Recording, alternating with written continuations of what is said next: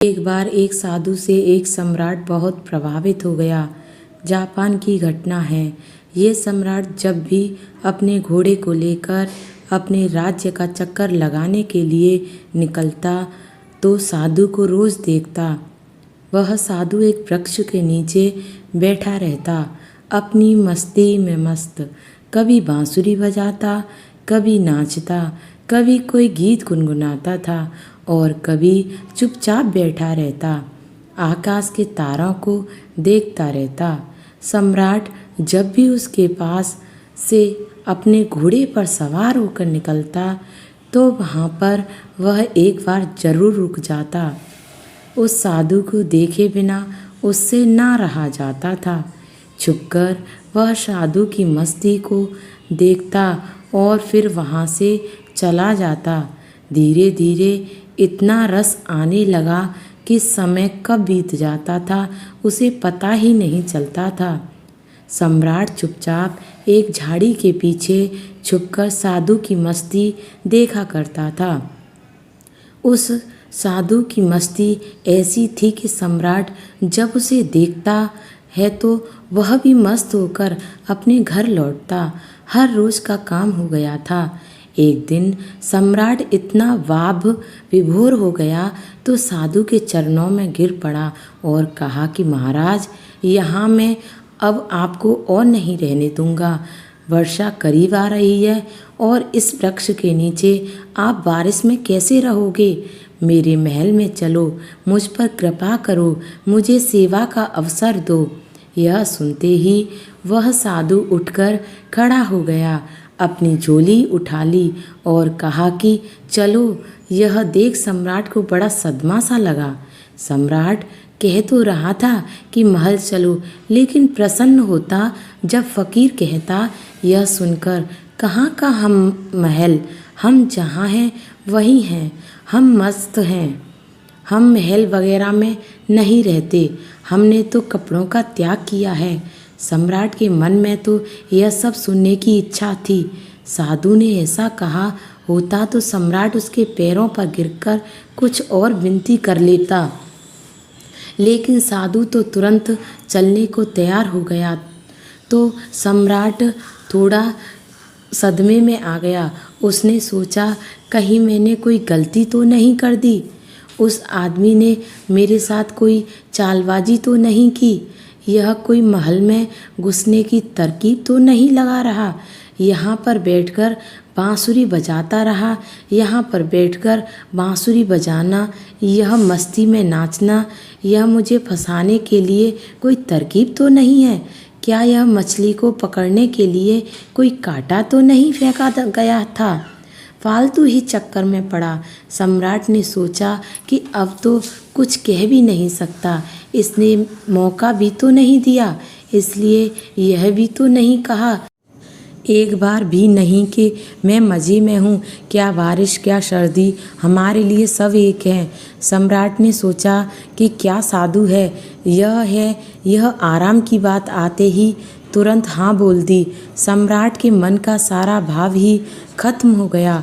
सम्राट यह सब सोच ही रहा था कि साधु तब तक सम्राट के घोड़े पर चढ़कर बैठ गया। सम्राट को जिंदगी में पहली बार पैदल चलना पड़ा था, जबकि साधु मज़े से उस घोड़े पर बैठकर जा रहा था। सम्राट के दिल को बड़ी चोट लगी कि यह तो मैंने बड़ी जल्दबाजी कर दी, बहुत बड़ी गलती हो गई। लेकिन सम्राट अब अपनी बात से पलट भी नहीं सकता था कि वह अपने वचन का पक्का था। सम्राट ने सोचा कि यह भी महल में पड़ा रहेगा, इतने लोग तो पड़े हैं, महल में पड़ा रहेगा तो क्या फ़र्क होगा। लेकिन सम्राट के मन में उस साधु के लिए सम्मान खत्म हो चुका था। साधु महल में जाकर रहने लगा, लेकिन सम्राट को दिन प्रतिदिन कष्ट बढ़ने लगा, क्योंकि साधु ऐसी मस्ती में रहता था, उस वृक्ष के नीचे मस्त रहता था। तब सम्राट के मन में उसके लिए आदर पैदा हो गया। तब कहता था कि यह कैसा गजब का त्यागी है। साधु, तू वृक्ष के नीचे भी बांसुरी बजाता था और महल में आकर भी बांसुरी ही बजाता था, लेकिन अब वह मखमल के गद्दे पर बैठकर बांसुरी बजाता था। यह सब देखकर सम्राट की छाती पर सांप लौट जाता था कि कहाँ का आदमी मैं उठा लाया। यह साधु ही है। सम्राट से ज़्यादा वह शान से रहता था। उसको कोई चिंता तो फिक्र भी नहीं थी। आखिर वह अपना साम्राज्य, अपना महल, धन दौलत, सैकड़ों चिंताएं थी, लेकिन उस साधु को तो कोई चिंता नहीं थी। वह तो बांसुरी बजाए, नाचे, मस्त भोजन करे। 6 महीने किसी तरह सम्राट ने बर्दाश्त किए, लेकिन बात बढ़ती गई। सम्राट के लिए सहना मुश्किल हो गया। एक दिन सम्राट ने कहा, महाराज, एक निवेदन करता है। अब मुझ में और आप में क्या फ़र्क है? साधु ने कहा, फ़र्क जानना चाहते हो? सम्राट ने कहा, हाँ महाराज, तुम 6 महीने क्यों फालतू परेशान रहे? तुम्हें उसी वक्त पूछ लेनी चाहिए जब मैं तुम्हारे महल में आने के लिए घोड़े पर बैठा था कि मैंने तो देख ही लिया था कि बात तुम्हारे मन में उसी वक्त उठ गई थी। जब मैं झोला उठाकर राज्य में चलने को तैयार हुआ, उसी वक्त मैंने तुम्हारा चेहरा देख लिया था। यह प्रसंग तुम्हारे भीतर था तो बुद्धू तुमने 6 महीने अपनी छाती क्यों जलाई? वहीं पूछ लिया होता, मैं झोला डालकर फिर वहीं बैठ जाता कि तुम किस बात का संकोच कर रहे थे। लेकिन मैं प्रतीक्षा कर रहा था कब तक तुम पूछते हो। कल सुबह फ़र्क बता ही देता हूँ तुम्हें। लेकिन हाँ, गांव के बाहर बताऊंगा।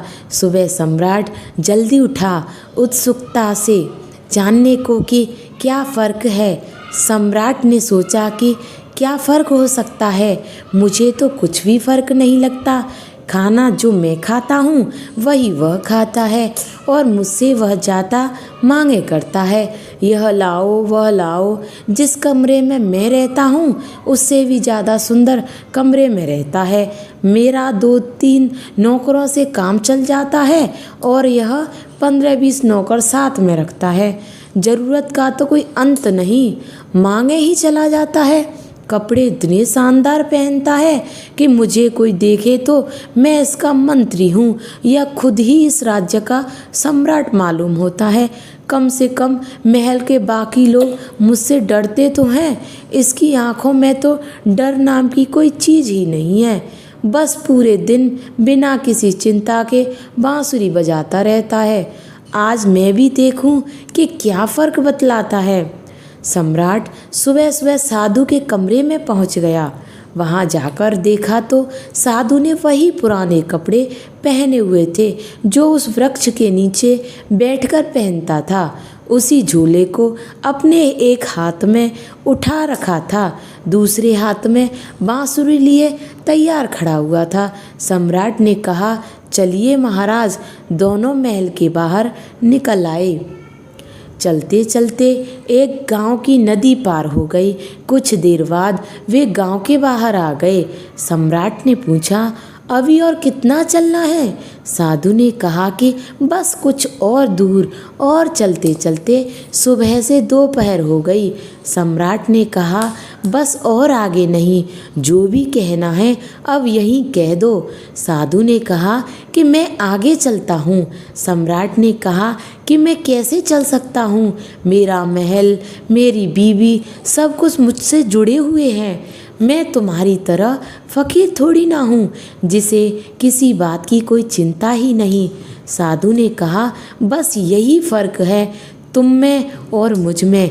मैं कहीं भी जा सकता हूँ, तुम नहीं जा सकते हो। मैं हर परिस्थिति में खुश रह सकता हूँ, लेकिन तुम नहीं।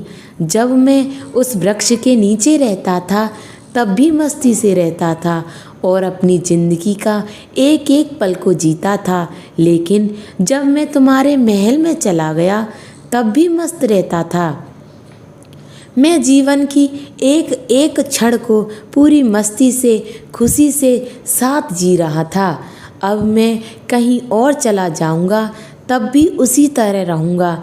जहाँ जिस वक्त रहते हैं पूरी तरह से वहीं रहते हैं।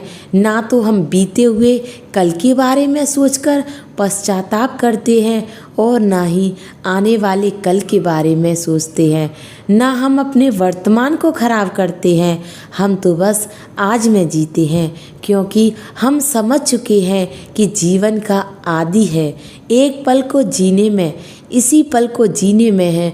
बस यही फ़र्क है तुम में और मुझ में। तुमको परिस्थितियाँ चलाती हैं और हम परिस्थिति को चलाते हैं। यही फर्क है तुझ में और मुझ में। तुम रहोगे तो दुखी रहोगे, यह तुम्हारे आसपास होने वाली घटना पर निर्भर करता है। लेकिन हमारे लिए यह घटनाएं जिंदगी के सफ़र का एक हिस्सा मात्र है। अचानक सम्राट को महसूस हुआ कि यह मैंने क्या कर दिया, इतने अद्भुत आदमी को गवा दिया। 6 महीने इसके साथ सत्संग भी नहीं कर पाया। मेरे मन में तो यही चल रहा था, लेकिन यह तो एकदम साधारण आदमी निकला, खोटा सिक्का निकला जिसके ऊपर सोने की पॉलिश की हुई थी, लेकिन अंदर से मिट्टी निकला। अंदर से देख साधु को। तुरंत ही सम्राट साधु के पैरों में गिर पड़ा और बोला, नहीं महाराज, आगे नहीं जाने दूंगा। साधु ने कहा, देख मुझे कोई परेशानी नहीं है, यह रहा तेरा घोड़ा, मैं इसी पर ही वापस चला जाऊंगा, लेकिन फिर तुझे परेशानी होगी। ऐसा सुनते ही सम्राट के मन में वही विचार आया, अरे यह साधु तो फिर से बड़ी आसानी से मान गया। साधु ने सम्राट के चेहरे की तरफ बड़े ध्यान से देखा और फिर बोला, लेकिन नहीं, मैं नहीं आऊँगा, क्योंकि फिर तू नहीं सुधरेगा, फिर तुझे परेशानी होगी और फिर तू चिंता में पड़ जाएगा। हमारा क्या, हम तो सन्यासी हैं, हमारे लिए तो महल और जंगल सब एक जैसे हैं, हमें तो कोई समस्या नहीं है। लेकिन जिसे समस्या है वह सन्यासी नहीं है। मेरी बांसुरी जैसे महल में बजती थी वैसे ही जंगल में भी बजेगी और बजती ही रहेगी। यह कहकर साधु वहाँ से चल देता है और सम्राट वहीं खड़ा खड़ा उस साधु को जाता हुआ देखता रहता है। दोस्तों, अगर हम अपने जीवन को भी देखें तो हमें हमारी परिस्थितियाँ चला रही हैं। असलियत में एक इंसान अपनी परिस्थितियों का गुलाम होता है। अगर परिस्थितियाँ अच्छी चल रही हैं तो वह बहुत खुश रहेगा, लेकिन जैसे ही समय बदलता है आदमी दुखी होता चला जाता है। लेकिन क्या कभी आपने विचार किया, जीवन सिर्फ परिस्थितियों पर ही निर्भर रहता है? क्या आदमी अपनी परिस्थितियों से ऊपर उठकर एक नए जीवन को देख सकता है, अपने स्वरूप को पहचान सकता है? जरा इस बात में जरूर सोचना और आखिर में आप पाओगे कि तुम भी अपनी परिस्थितियों से बाहर निकलकर एक नए स्वरूप, एक नए जीवन को देखना तो चाहते हो, पर परिस्थितियाँ पीछे खींच लेती हैं। तुम परिस्थितियों के गुलाम हो चुके हो, तो कोई तो ऐसा रास्ता होगा जो हमें उन परिस्थितियों से बाहर निकालकर तेज परमानंद वाले जीवन से साक्षात करा देगा। ऐसा कौन सा तरीका है? खुद से चिंतन करना, सोचना, चिंतन करने से ही आपको रास्ता मिलता है। मैं आपको सब कुछ नहीं बता सकता, एक राह दिखा सकता हूँ, लेकिन उस पर चिंतन तो आपको ही करना होगा। तो दोस्तों, कैसी लगी यह कहानी हमें बताएं और लाइक, शेयर और सब्सक्राइब करना ना भूलें।